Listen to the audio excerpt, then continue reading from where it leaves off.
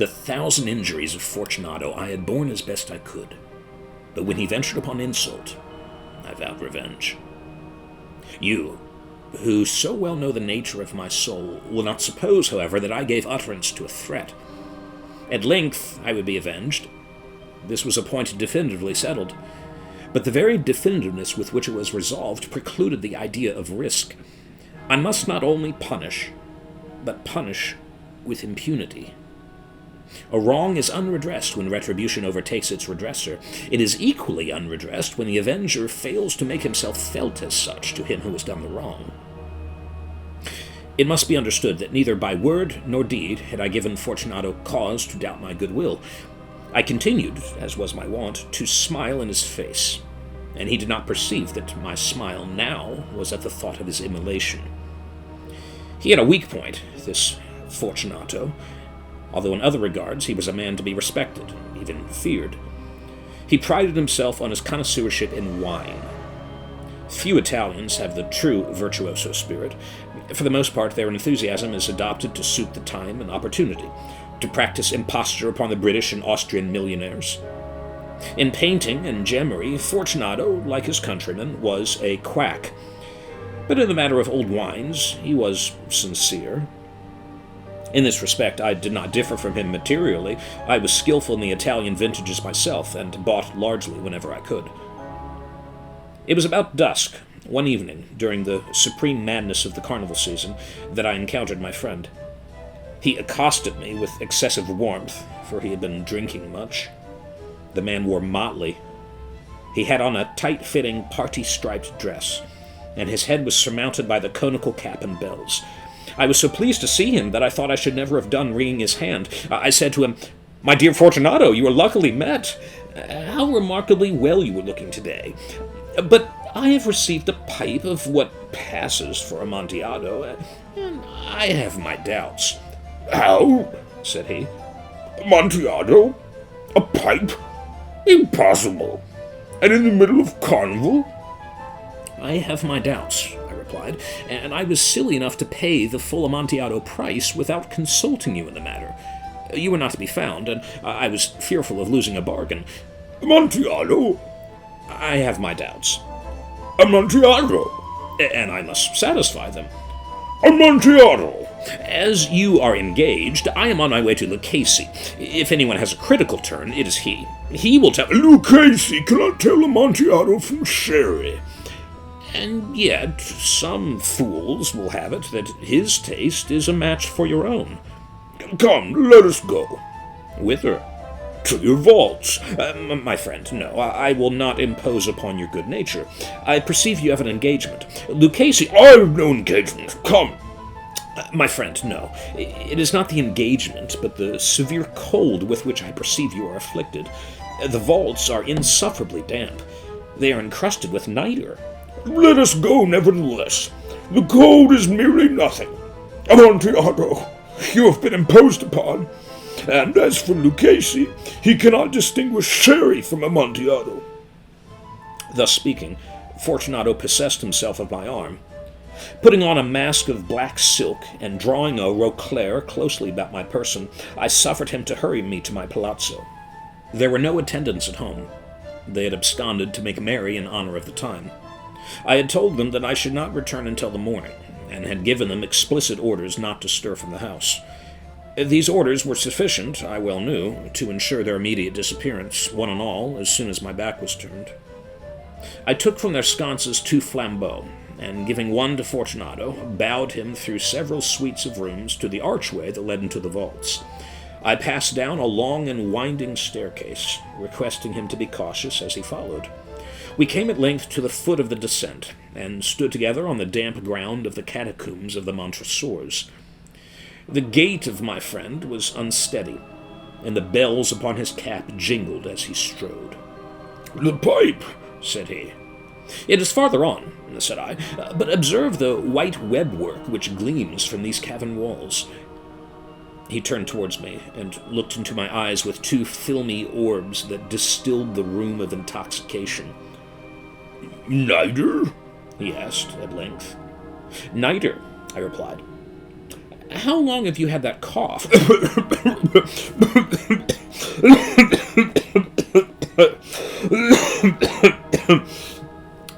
My poor friend found it impossible to reply for many minutes.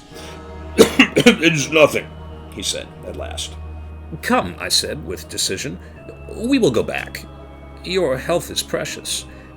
You are rich, respected, admired, beloved. You are happy, as once I was. You were a man to be missed. For me, it is no matter. We will go back.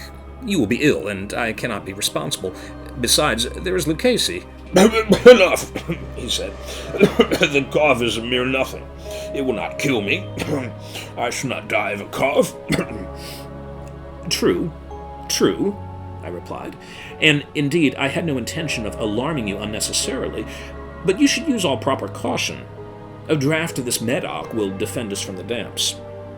Here I knocked off the neck of a bottle, which I drew from a long row of its fellows that lay upon the mold. Drink, I said, presenting him the wine. He raised it to his lips with a leer. He paused and nodded to me familiarly, while his bells jingled.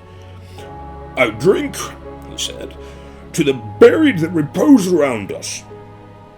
And I to your long life. He again took my arm, and we proceeded. These vaults, he said, are extensive. The Montresors, I replied, were a great and numerous family. I forget your arms.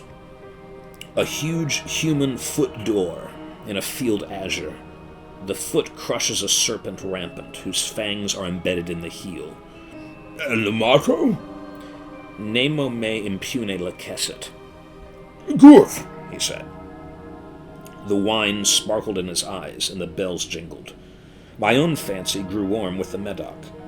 We had passed through walls of piled bones, with casks and puncheons intermingling, into the inmost recesses of the catacombs.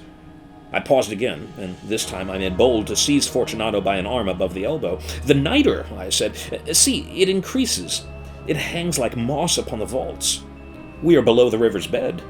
The drops of moisture trickle among the bones. Come, we will go back ere it is too late. Your cough... It is nothing, he said. But let us go on. But first, another draught of the Medoc. I broke and reached him a flasson of de Grave. He emptied it at a breath. His eyes flashed with a fierce light. He laughed and threw the bottle upwards with a gesticulation I did not understand. I looked at him in surprise. He repeated the movement, a grotesque one. You do not comprehend, he said. Not I replied. Then you are not of the Brotherhood. How? You are not of the Masons. Yes, I said. Yes. You? Impossible. A Mason? A Mason, I replied. A sign, he said. It is this, I answered, producing a trowel from beneath the folds of my roquelaire. You jest, he exclaimed, recoiling a few paces. But let us proceed to the Amontillado. Be it so, I said, replacing the tool beneath the cloak, and again offering him my arm. He leaned upon it heavily. We continued our route in search of the Amontillado. We passed through a range of low arches, descended, passed on, and descending again, arrived at a deep crypt, in which the foulness of the air caused our flambeau rather to glow than flame. At the most remote end of the crypt there appeared another less spacious. Its walls had been lined with human remains, piled to the vault overhead in the fashion of the great catacombs of Paris. 3 sides of this interior crypt were still ornamented in this manner. From the fourth, the bones had been thrown down, and lay promiscuously upon the earth, forming at one point a mound of some size. Within the wall thus exposed by the displacing of the bones, we perceived a still interior recess, in depth about 4 feet, in width 3, in height 6 or 7. It seemed to have been constructed for no especial use in itself, but formed merely the interval between 2 of the colossal supports of the roof of the catacombs, and was backed by one of their circumscribing walls of solid granite. It was in vain that Fortunato, uplifting his dull torch, endeavored to pry into the depths of the recess. Its termination the feeble light did not enable us to see. Proceed, I said. Herein is the Amontillado. As for Lucchese... He is an ignoramus, interrupted my friend, as he stepped unsteadily forward. while I followed immediately at his heels. In an instant he had reached the extremity of the niche, and finding his progress arrested by the rock, stood stupidly bewildered. A moment more, and I had fettered him to the granite. In its surface were 2 iron staples, distant from each other about 2 feet horizontally. From one of these depended a short chain, from the other a padlock. Throwing the links about his waist, it was but the work of a few seconds to secure it. He was too much astounded to resist.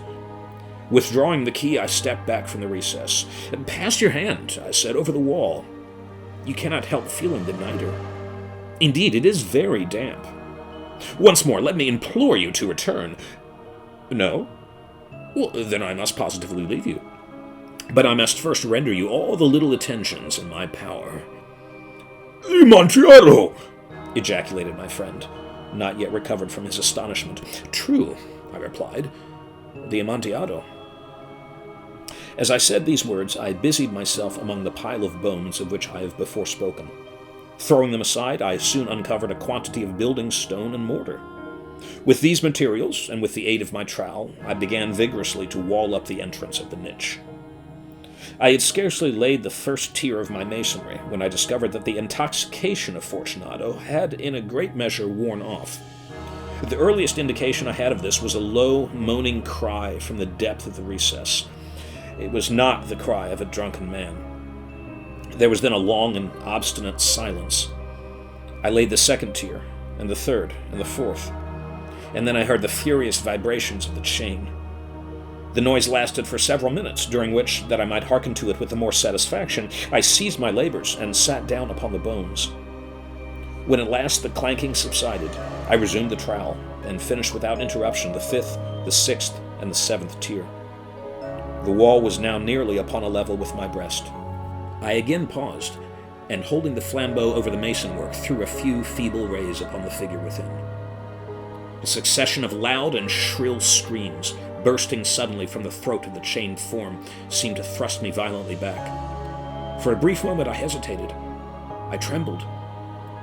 Unsheathing my rapier, I began to grope with it about the recess, but the thought of an instant reassured me. I placed my hand upon the solid fabric of the catacombs and felt satisfied. I reapproached the wall. I replied to the yells of him who clamored. I re-echoed. I aided. I surpassed them in volume and in strength. I did this, and the clamorer grew still.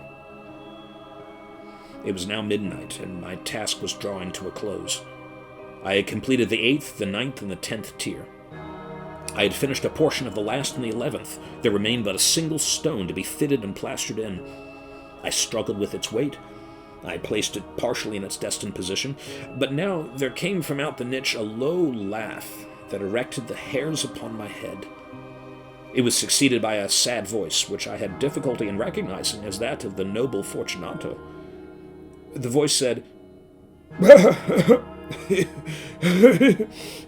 A very good joke indeed. An excellent jest. We will have many a rich laugh about it at the palazzo. Over our wine. "The Amontillado," I said.